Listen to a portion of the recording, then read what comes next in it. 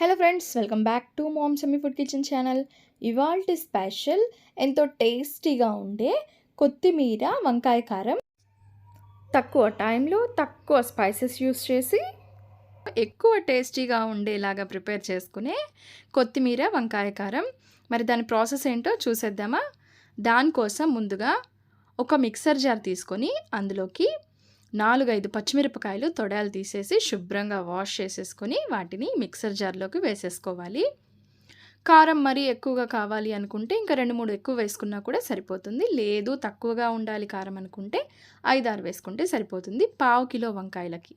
And next ఇందులో 1 spoon జీలకర్ర, 4-5 వెల్లుల్లి రెమ్మలు వేసుకొని ఫ్రెష్గా కడిగి పెట్టుకున్న కొత్తిమీరని కాడలతో సహా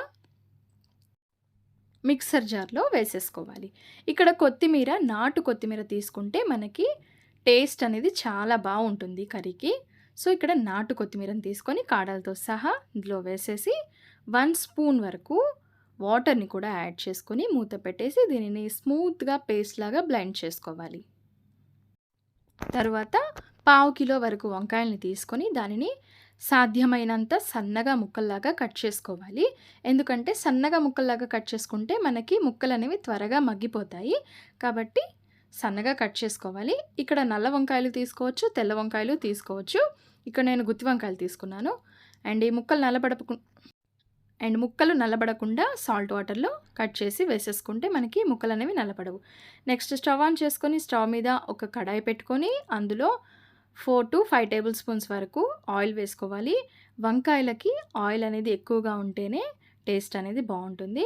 ఇప్పుడు ఇందులో కట్ చేసి పెట్టుకున్న వంకాయ ముక్కల్ని మొత్తం ఆయిల్లో వేసేసుకొని ఒకసారి మిక్స్ చేసుకొని ముక్కల్ని ఒక 2 మినిట్స్ మగ్గనివ్వాలి. ప్రాసెస్ అంతా స్టవ్ని లో ఫ్లేమ్లో ఉంచి మాత్రమే కుక్ చేసుకోవాలి. హై ఫ్లేమ్లో పెట్టేస్తే మనకి వంకాయ ముక్కలు అనేవి మాడిపోతాయి. సో కర్రీ టేస్ట్ అనేది మారిపోతుంది. ఇప్పుడు దీంట్లో ముక్కలు అనేవి త్వరగా మగ్గిపోవటానికి 1 స్పూన్ వరకు సాల్ట్ వేసుకోవాలి. సాల్ట్ వేసుకొని ఒకసారి మిక్స్ చేసేసుకొని దీని మీద మూత పెట్టేసి ముక్కల్ని మగ్గనివ్వాలి.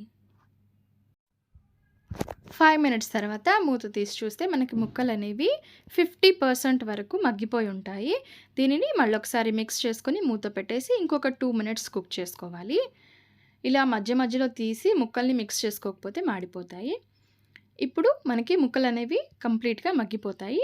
8 to 10 మినిట్స్లో ముక్కలు మగ్గిపోతాయి. ఇప్పుడు వీటిని ఒకసారి మిక్స్ చేసుకొని ఇందులో 1/2 చెంచా పసుపు, 1/2 గ్లాస్ వరకు వాటర్ని యాడ్ చేసుకొని ఒకసారి ముక్కలకి బాగా మిక్స్ అయ్యే విధంగా మిక్స్ చేసేసుకోవాలి.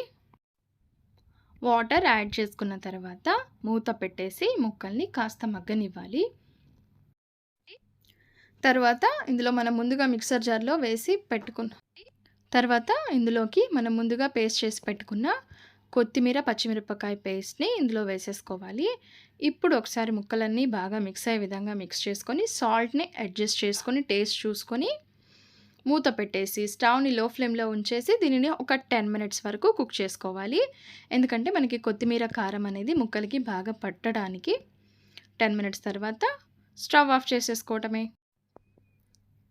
5 మినిట్స్ కుక్ చేసుకుంటే సరిపోతుంది. 5 మినిట్స్ తర్వాత మనకి కర్రీ అనేది రెడీ అయిపోతుంది. ఇప్పుడు దీన్ని స్టవ్ ఆఫ్ చేసేసుకొని వేడి వేడి అన్నంలో ఈ కొత్తిమీర వంకాయ కారం వేసుకొని తింటే అద్భుతంగా ఉంటుంది టేస్ట్. మీరు కూడా తప్పకుండా ట్రై చేయండి ఈ సింపుల్ రెసిపీని. అండ్ మరిన్ని ఇలాంటి రెసిపీస్ కోసం నా ఛానల్ని విజిట్ చేస్తూ ఉండండి. అండ్ ఛానల్ని సబ్స్క్రైబ్ చేసుకోవడం అసలు మర్చిపోకండి.